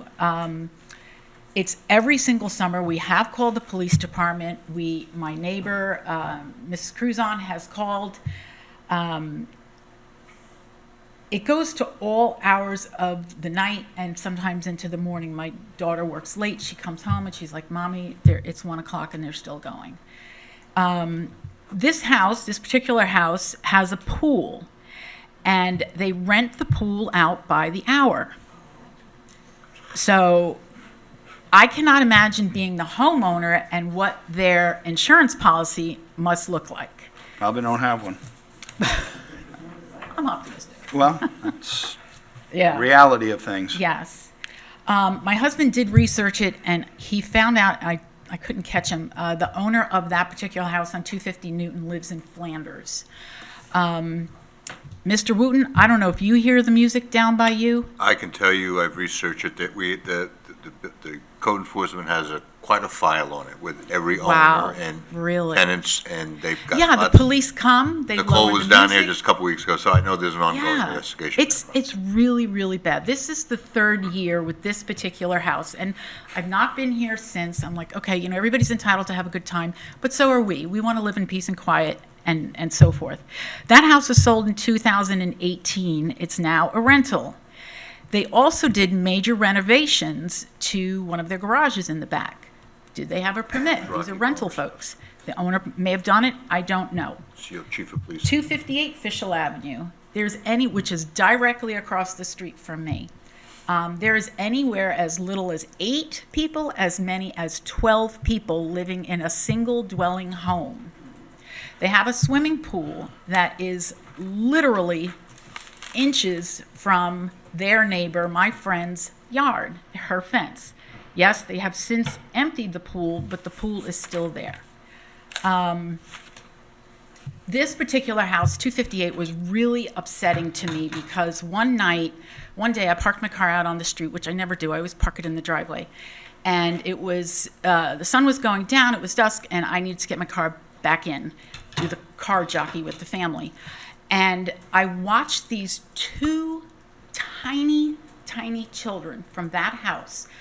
I'm guessing one was 15 months old and the other was maybe 4. He takes his little brother, assuming his little brother, puts him in one of these little Flintstones cars, pushes him all the way down on the sidewalk to your house, Mr. Wooten, and then comes back up the street, in the street. It absolutely upset me as a mother to see this happen. And when he was coming out of the driveway and I had just gotten into my car, I was like, stop. And I said, you're going in the street, and Fishel Avenue bypass, that's what we're known for. When he came back up the street, I was so upset, I took him, not physically, and walked into his backyard and said, where's your mommy and daddy? And the parents, amongst a bunch of other people, are in the backyard sitting around. I'm not sure what it was, but they had no idea these 2 children were going up and down the street. I can't tell you how upsetting it was to me to see this little kid just in the street. 242 Fishel Avenue has so many cars parked behind their house. They're held behind a stockade fence because it's now no longer visible from the street. Our street at nighttime, you have to ride the center of the street in order to get down the street. We have a neighbor who put their fence in reverse. You know, the pretty side is to go to your neighbor and the not so pretty side goes to your side. 245, my particular favorite here, 245 Fishel Avenue is digging trenches in their driveway. They just put down a brand new driveway. They're digging trenches in their driveway, laying cable, shimmying up the telephone pole, building an electrical box. I thought, okay, I'll give them the benefit of the doubt. It's, LIPA, it's Cablevision, whatever. No, this was the home dweller, the person who is dwelling in that home. All of these homes are single-family homes, but, my concern is with the folks across the street, especially with these tiny little children, it is an extremely busy, busy street, and someone is going to get really hurt, and there's just far too many people renting in these homes, and these are only the ones I know about. So, and I've done, a little bit of homework, but, as far as I think it's code 263 for the Riverhead, I really hope that you can really do something about this because I do not want to see any child, anyone for that matter, hurt because of, that boils down to poor parenting, but that's another story. Please, if you could just kindly look into it. Thank you. I really appreciate it. Thank you. Thanks for your time. Thank you, Amelia. Thank you. deputy town attorney, but I'm getting up as resident.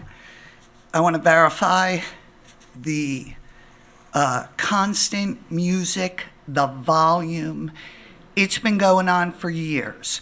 And when I tell you on the weekends, I have vinyl siding on my house. The vinyl siding actually is reverberating the sound. And 2 years ago and a year ago, I would call code enforcement, I would call police, they would come out. Inevitably, you'd hear the volume go down for about 10 or 15 minutes and then right back up. And, you know, as an employee of the town, I don't want to harass code or PD, but it really is nonstop. I mean, Jim lives across the street from me. It's not his singing, is it? He- Because he I've do- heard him sing. He doesn't get the volume Well, that's China if does, you that's- live on the backside of Newton Avenue. I mean, really, there are times where you can't enjoy your own backyard. You can't even think, you can't read. It's like, really, like, very bad for a long time. Yeah.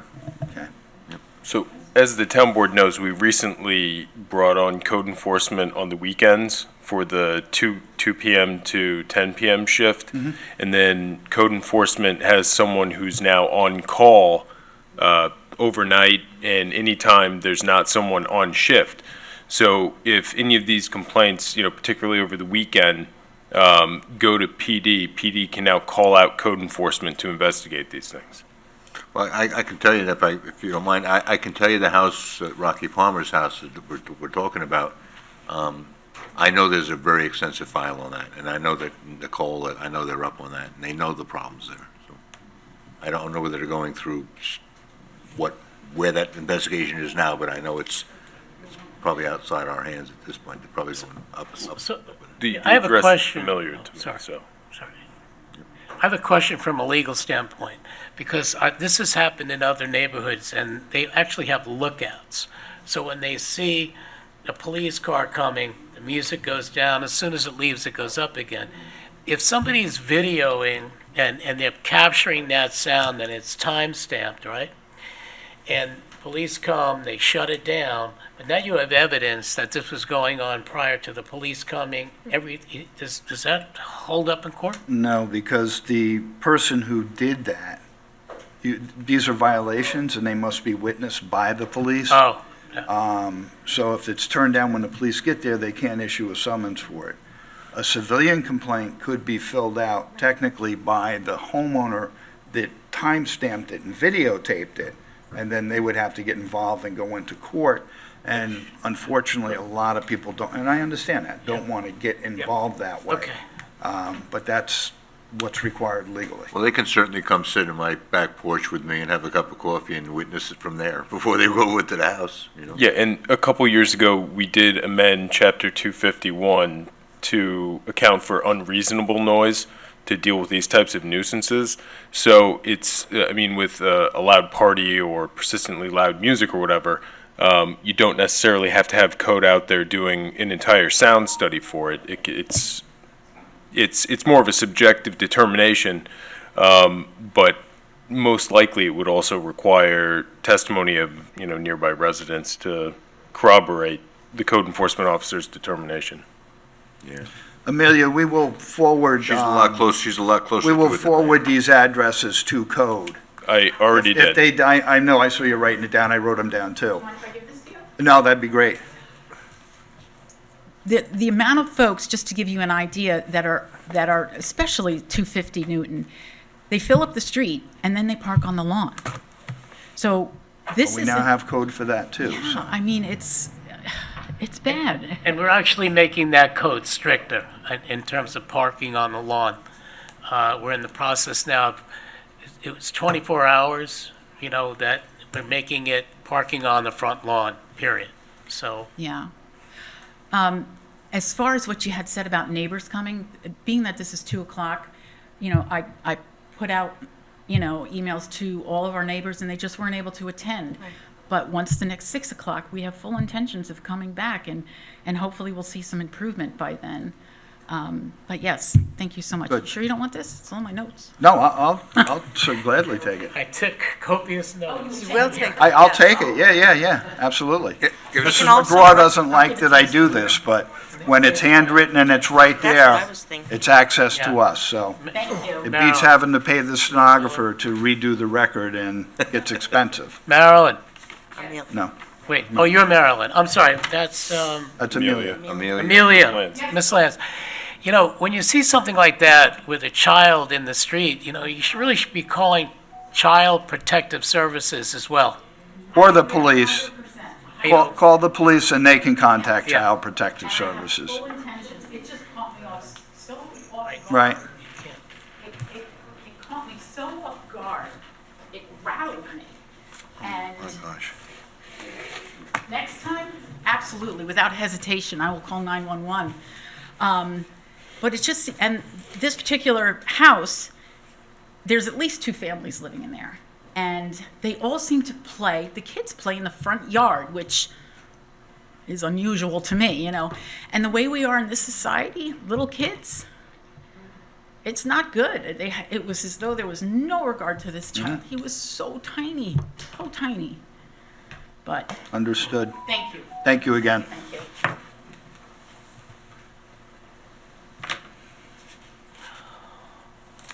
Hi there again. Takwi Turchin, Greater Calverton Civic Association President. I have 2 topics. One, since we're talking about the topic of the last speaker and the speaker before that, one of our residents sent an email in May 13th of this year to, I think it was the supervisor's office, requesting attention to a speed hump in near her home in Village Green. It went unanswered, so she tried again June 19th and expanded the list to the town council.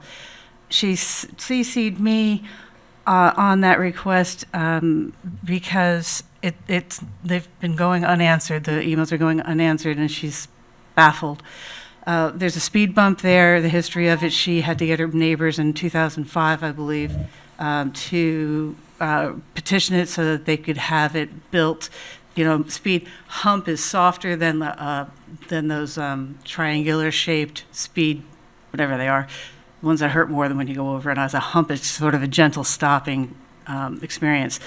So I just would ask that you give a response to her. Her name is Michele Smith, and it should be available to. She sent it to Joanne Cannon, so hopefully everybody can have that. I spoke with her personally. Oh, you did? Great. Last week, yes, I did. Last week, okay. And That's actually when I got her email, so that's I'm nice. sorry? That's when I got her email. Yeah. Okay, it was either Monday or Tuesday Oh, of good. last week. Okay. In the evening, I spoke with her at length about what was going on. Okay. And the superintendent of Highway, he has said, in speaking with him, that he is opposed to having the speed bumps in neighborhoods, and what he says goes. Is that correct? What he says goes for the highway.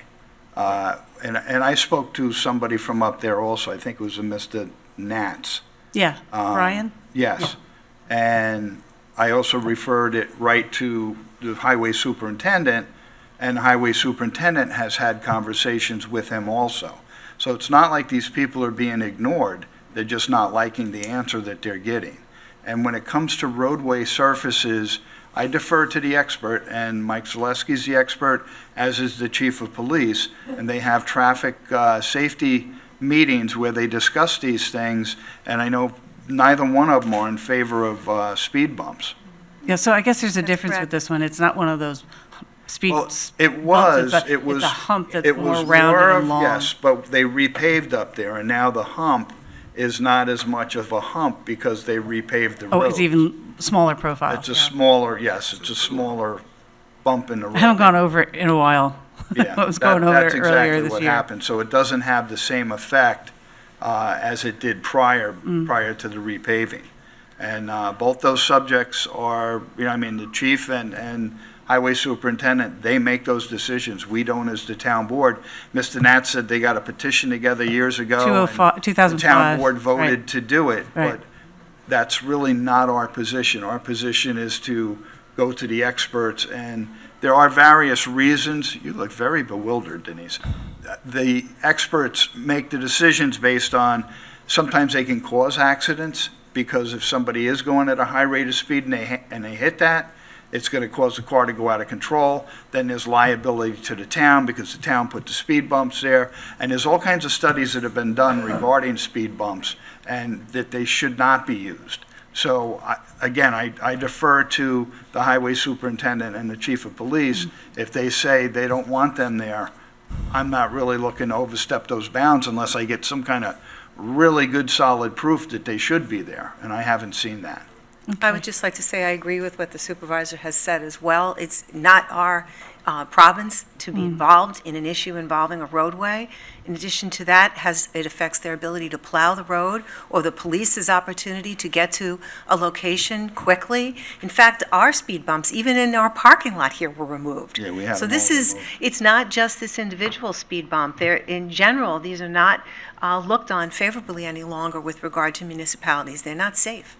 In fact, if the person is interested in keeping the street a slower speed, maybe ask the police to put up the signs. I know in my neighborhood, there's a sign Those red that'll ones? post. No, it's electronic and lets everyone know you're going over. It's a 35-mile-an-hour speed zone and you're going 45. Right. And then you can have the police respond if they feel that this is going, so there's other mechanisms that these individuals can use to help if they're concerned about speed in their community. And that's all we're saying. And it's not that we're ignoring her, it's just not an issue that involves us. It's the police department and the highway department that rule on these matters, in my opinion. Well, thank you very much. And if she's not watching the meeting today, because she does work during the day, I'll relate it to her. But I'm sure that the conversation that you had with her, Joanne, did that include all that happened? It did not. So I can add that in the did not have conversation to her. All of that information at the time that I spoke with her. Okay. And I was eager to try to help her. Yeah. I understood where she was coming from and what she was saying, and that her concern was safety. But to hear everything that you just heard today about how, it doesn't seem to be the safest way to go for, the neighborhoods, I have to agree with what the superintendent has said. Okay, I haven't looked at what he's written back to her, but I'll take all that you've said and relate it to her. Just from my own experience, there's a speed bump at the entrance to Glenwood Village that's been there for a long time. It hasn't been removed. Not that I want it removed, but it's one of the ones I see all the time. And there's other ones around the town, so if we're going It's to, not town property, Right, though, it's or private town road. property. and it doesn't get plowed by the Right, town, a so lot it of doesn't private pose communities that. have them too in their communities. but Okay, Right. okay. That's not us. They're not Okay. roads. Right. Good enough. So I'll take that back to her. The other is, and I know that the clock's not going to make You're it not quick. on the clock. It's open comment period. Thank you. So my topic is a comprehensive plan update document. Listening earlier to the answers given from the planning department from Mr. Charters, I don't know if you have the number now, but I'm looking in the document and I'm not seeing it. I'm looking for the current and existing warehouse square footage. And I'm also questioning the 9% increase.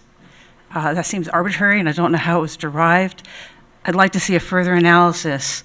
Our comp plan update must consider the worst-case scenarios. And then I want to ask, the inventory table of land uses by acreage in Riverhead that I had spoken about during one of the hearings, God help me, I think it was the DGEIS, seemed to have gotten a murmuring positive response from the board. It's absent from the work session sheets that you were commenting on where there were highlights. I think there's 46 pages of it. You did have other references to the larger CPU document that I couldn't possibly follow, and I was like, page, and I didn't have a number, and I was taking notes on it. I didn't see it in your comments in that section of the work session, so I am looking for it. I hope it's still a good idea that we have it, and I'll have more to say on it later. Thank you very much. Thank you, Takwi.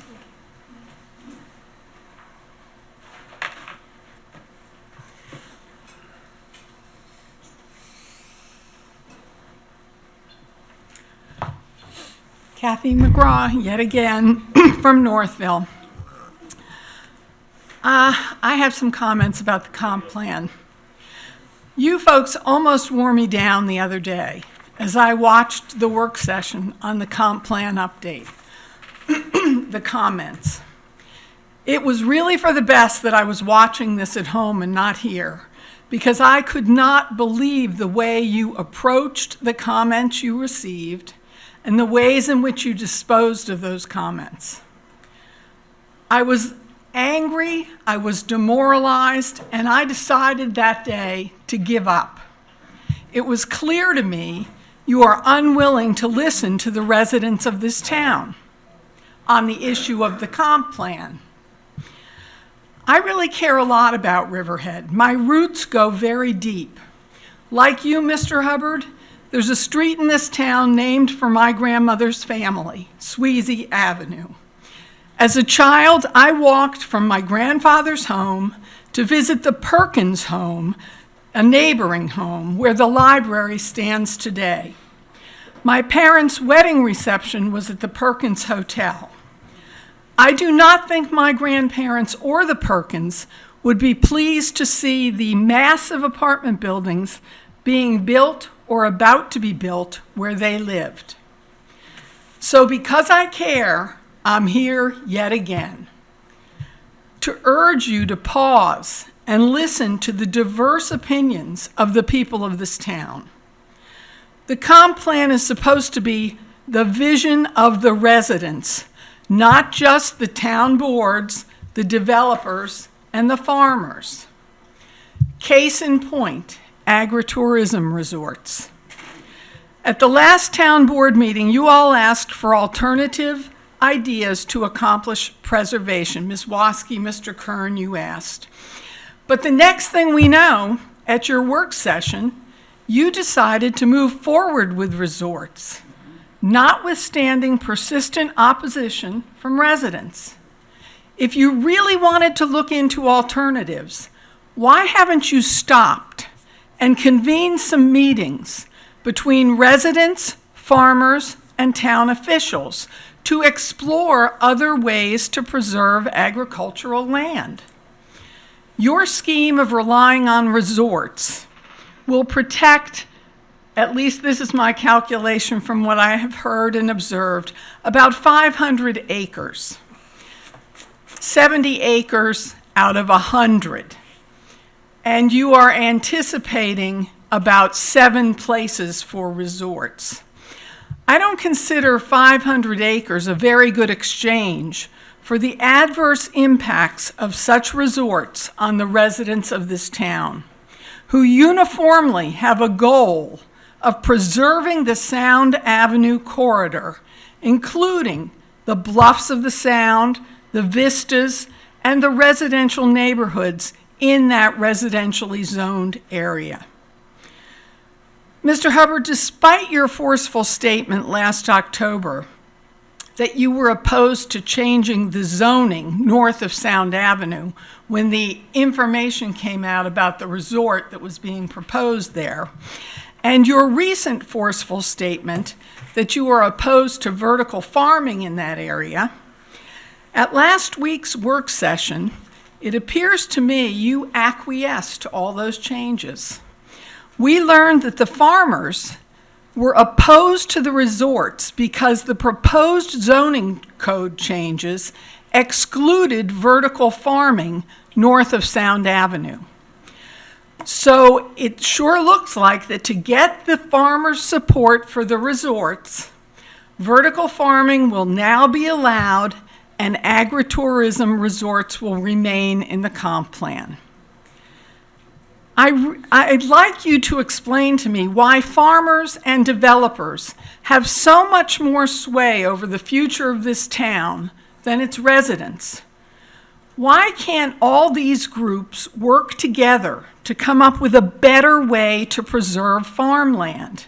There are a lot of smart residents in this town, and I know the group for the East End, Jen Hartnagel, who had to leave, they have alternative ways of preserving farmland, ideas.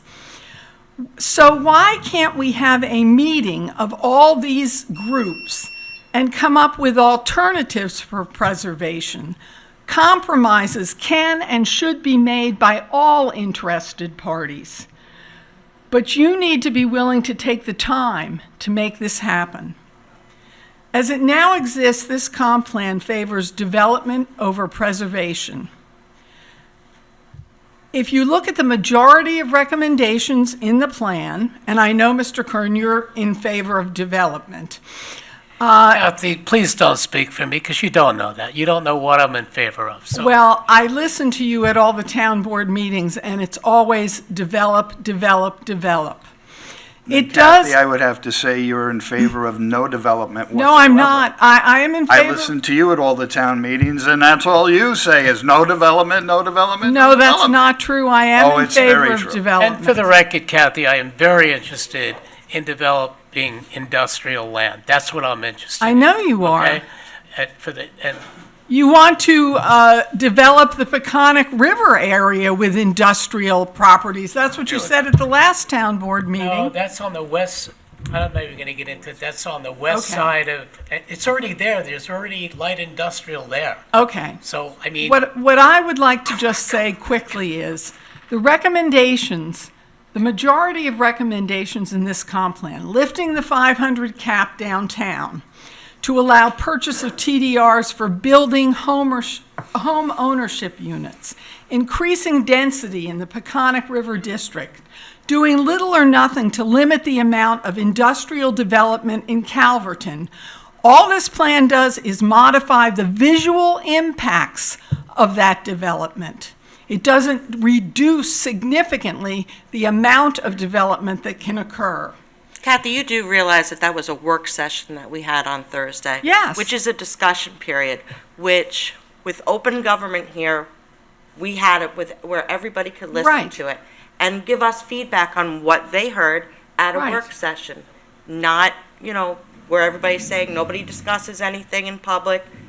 We did it in front of you. So don't criticize. That. Come in and, again, like I asked the last time, put your heads together, come up with something. You said that. When do we get to do that? In that work session, you all came to conclusions. And Kathy, anybody but watched you're it here except me. now. If anybody else watched it except me, they know you came to conclusions about how you're going to deal with the comp plan. Mr. whatever his name is from BJF is writing the changes as we speak that you decided upon at that work session.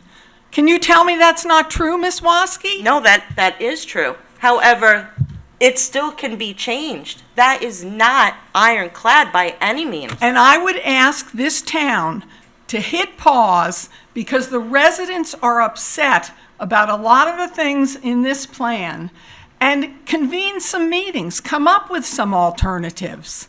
You asked us a week ago for alternatives. Nobody here in this town said, yeah, that's a good idea. Let's do that. Let's get all the parties together and talk about it. That didn't happen. I've seen some alternatives, and from alternatives to building casinos and giving property back to the Indians to go to 5-acre upzoning. These are ridiculous, absolutely ridiculous. Could you imagine what happens to the farmer if we went to 5-acre upzoning? They took a beating bad enough years ago when we went to 2-acre upzoning. People give ideas, Yeah, but well, I am saying there's never been an opportunity for farmers, the town, and the residents to sit Over the down. past couple of years, there's been plenty of opportunity to speak out on the entire comp plan There is with a a steering committee made that up of did people this. in the community, Kathy. There is I a don't know what more steering we could committee. possibly give you at this point in time. I really do not. We have listened, we have read, we don't, you shake your head no, but you are probably one of the most negative people I've ever met in my life. And there is nothing that this town does that is satisfactory to you. And when you came up here and said, oh, I have something good, I mean, I almost passed out. That is I'm like, just you have not something true. good to say? Everything is negative. You're the negative Nelly of the town of Riverhead. Well- And I'm sorry, but that's what you come across as. I am not alone in this thought, and I am not referring to my people that are sitting up And here. that's why I didn't want to come back today, because you people have worn me out. You don't listen, you don't Well, respond. I have to come back today. It's my job, but you wear me out, but I'm still here, and I will continue to still be here. And So- yes. And Kathy, I'm going to add something. Over the last 2 years, over the last 2.5 years that I've been in office and during the comp plan, anybody who calls me for a meeting, I have a meeting with. Anybody.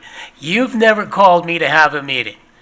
You've never, and I hear all this stuff about preservation. You know as well as I do, the current TDR program is a total failure. We have, if I tell you, I've met with farmers, TDR committee, you name it, and anybody who wants a meeting. If you want to have a meeting, all you have to do is call. And the ones that do want to have a meeting and have a serious discussion, call me. They don't come up here and say, you won't do this, you won't do that. That's all I can tell you. That's not the way the comp plan is supposed to work. You're supposed to afford the community more than 2 public meetings to give input. I'm sorry, I just see this comp plan as a big failure when it comes to getting the input You of were also the one of the people ones that Riverhead. complained with the last company that we had that it was taking too long to get done. I don't think And I now said a you word wanna- about that. Now you want to extend it further. I don't can't think I go said back a and word forth. about that. And I am sorry you see me as a negative person, because I am not a negative person. I am a positive person. You people make decisions that turn me into a negative person. Oh, Thank we you make for you a listening. negative person. Okay. I'll discuss that with my therapist and see if there's any value to that, but Jesus. We love you, Kathy. Yeah, we do, but how about once in a while recognizing, I mean, we just got $24 million to help our downtown. Is that good or is that bad? It's fabulous. I'm sorry? It's fabulous. Can we record this? Because you made no mention of it when you were at the last meeting. The playground, But it's- business people don't want down there. There we go. There we go. Okay. I'm not the one that didn't want it there. The business people don't want it there. Okay. Is it going to be there? No. Is it, okay. Anybody else for public comment on anything that makes any sense today? John, you got to wrap it up? Yeah, in this Save context, the- I don't save know the what I best can for say last. without being, if it's, I mean, it's John McCullough from Rolling Woods, Roanoke Landing.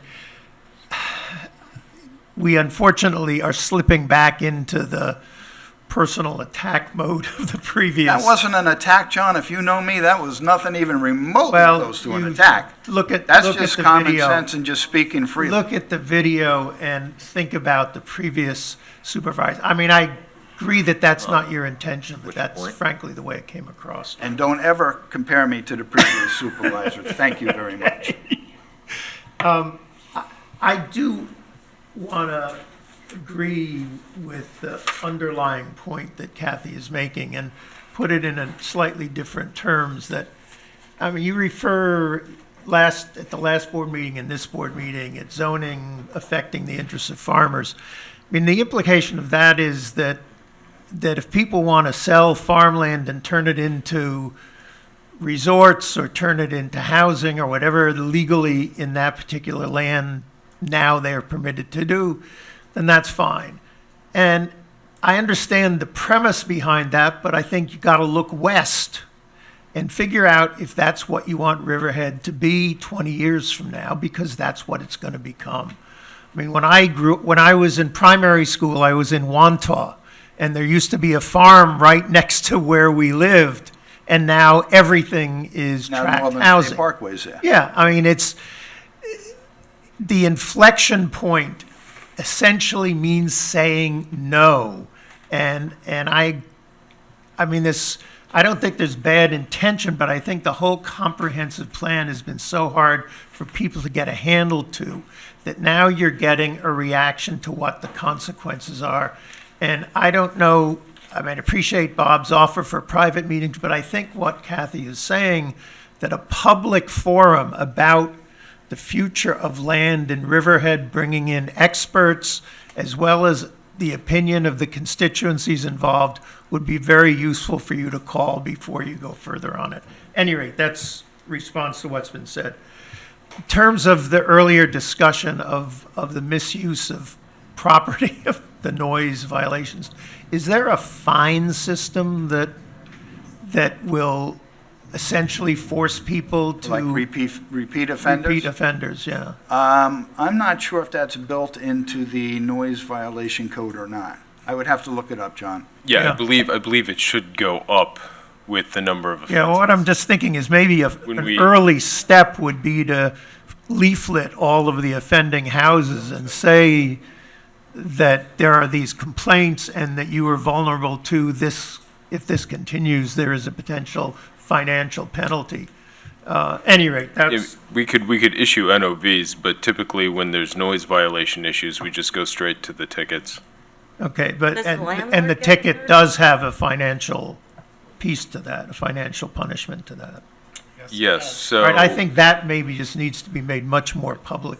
So we have, for a first offense, not less than $250, but not more than $750. For a second offense, not less than $750, nor more than $1,500. For third and subsequent offenses, it is not less than $1,500, but no more than $2,500. And how often have those penalties been applied to these kinds of houses? I haven't been prosecuting the justice court violations for the past couple years. I can get that information. Okay, well, at any for you. rate, I think the connecting of sanction to violation should be made as public as possible to the people involved. The other question about fireworks, I mean, I must admit to having shot off fireworks. I'm sure everybody in this room has shot off fireworks. Where we live, it's already starting, and come the 3rd and the 4th and the 5th and the 6th, over by the Sound, it's going to be constant. And I don't know whether there's some way that the police can drop by and at least be sure the people doing it are sober and adults, and provide a certain amount of surveillance, if not enforcement, in terms of realism about what's going on, because Well, it is illegal. it is illegal, So but you can't- it's they- gonna. It's more than just dropping by and seeing if they're sober. If So they're- if what- they're- okay. If they're doing that, they'd get arrested. Well, but does that mean that the town police are gonna be on the beach the night of the 4th and enforcing it? I can tell you the town police on the night of the 4th are everywhere. Yeah, okay, well, They are spread very when it thin starts on the night happening, of the 4th. I'll give you a Especially call. if it's a nice weather day. Right. It's between boat rescues and fireworks and beach parties and house parties and everything else, car accidents, they're mobs, so yes. Yeah, okay. They do what they can do. All right, on Scott's point, my memory is that they have a history of private parties on the 4th of July that have skirted the edge, if not violated. And so I hope that you're not just dealing with them retroactively, but Well, dealing, they're also open for business on July 4th now, where they weren't in the past. They when weren't in the past. Parties happened, so they have a license to do something different for the 4th of July, or is it, they don't need it? Okay. I don't believe they've been issued a fireworks permit. No, they haven't. Right now, they have a stop order on use of the track and a stop order on use of the second floor assembly I think area. there were space. issues of use of the water too, if I recall. One, the DEC issued a notice of violation directing them to cease recreation activities on the lake. Any rate, I wanted to say that on my notes were to say congratulations on the $24 million Oh, sure, John, grant. you just wrote that in, right? But I have one slight caveat. Of which is course it's- you do. No, it's Of not course about the you do. grant. John wants half. It's about the politics of the grant. It's very good to recognize that you had support from both senators and from the representative, but it might have been nice to acknowledge that that funding was from President Biden's program. That doesn't appear anywhere in the public statements that I saw. And DOT Chair Pete Buttigieg was the one behind it. but the legislation was presidential, if you recall. It was a major presidential accomplishment. With a lot of bipartisan work, and they were Well, all given except credit for it. Mr. Zeldin, And that's among when other I- people, voted against it twice. Were Mr. Lalota a member at that point, he probably would have voted against it. But he would have Voted taken for it. credit for it. I'm And just saying that. I don't care if King Kong voted for it. We got it, But I it's just not think it would be political, and nice it's to for the benefit of our acknowledge, town. Isn't this the fifth year that we why, applied for it? why you had that money. And I'm saying that because I'm going to go a little bit different on the presidential. I think after the debate, that we need 2 new candidates in both parties. I agree with the Times and the Atlanta Constitution and the Philadelphia Inquirer. I nominate John McAuliffe and Kathy McGraw. Now's your time. I nominate Joanne I want to Watsky put it more for seriously, president. Tim. I think that there is a crisis in this country, that if we are faced with those 2 candidates for president, I don't like what's going to happen in the next 6 months. And I think it's not out of the parameters, of the purview of the board of the town to think about urging that both parties choose new candidates for president. What do we have to do? I nominate Frank Wish we had that Mancini for power. president. I'm not even going to go there. Do we have anybody else for a public comment? Water quality. And we have nobody online. Wait, he wanted to say something. Wait, we got one more. Oh, I'm sorry. Their candidate. Don't worry, this is gonna be good. We had enough for this, whatever stuff we had. Good. Good afternoon, folks. My name is Ron Marksmanovo. With all this today, I want to thank you personally, the town board. Sunday, fighting with Scotts Point. I was at the dog park Sunday in Calverton. You ever go there? You go there on a Sunday, all you see is people happy, enjoying themselves, the ball field, there were batting practice going on, picnic tables are full with barbecues going, no glitter on the ground either. Pickleball. Tennis courts were going wide open. Bicycles.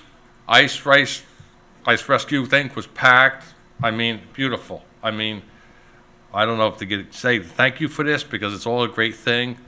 I'd like to see most of that Epcot, all that. The people of town would probably kiss you if you could get that. I mean, we don't need warehouses in Epcot, but I don't want to start that now because you had enough of that today anyway. Part of what we did with this sports study we just had, it's to incorporate maybe more of that land up there for recreational use. Bob's working on something with soccer and lacrosse, and there's some other things with this study where they can actually, where they generate a lot of revenue for the town, which is important. The only downside to it is most of them are not really high-paying jobs. And that's something that I've always stood by for that property, that it has to be something that can keep our young people here. Technology-type jobs, whatever it takes to afford the cost of living on Long Island for young people to be able to stay and everybody else to be able to stay, because it's very expensive here, as you know. Right. But like I said, warehouse jobs are not really high-paying jobs. No, they're not. They're not. Really, that's minimum Right, wage. That's right. not really helping us. Exactly. Also, I side with these people in Wayne too. I learned to swim in the Wayne Field and tennis field. My parents remembered me until I passed away. 2 houses down. Oh, yeah. Beautiful, beautiful place. I hate to see that I go there whenever I get a chance to go to Wayne. I always go there, but I hate to see that destroyed too. I mean. We agree. Okay, I guess that's it, but the other way, the park thing would be beautiful. I mean, farmland, every time I head east, I gotta go down Sound Avenue, because I remember all of this. I remember Huntington being potato farms when I was a kid. I mean, who wants warehouses? Let's take a vote. Who wants warehouses, or who wants potato farms? Anybody want potato farms? Just remember your taxes. As Mr. Krupski used to always tell me, he says, once the foundation goes in, farm's going forever. True. Thank you. It's very true. Very true. Good point. Thanks, Ron. Okay. Anybody else? Nobody online? Okay, I make a motion, we adjourn the meeting. Second? Second. All in favor? Aye. Aye? All against? Me. Okey-doke. Wait, Meredith wants to say something. Meredith.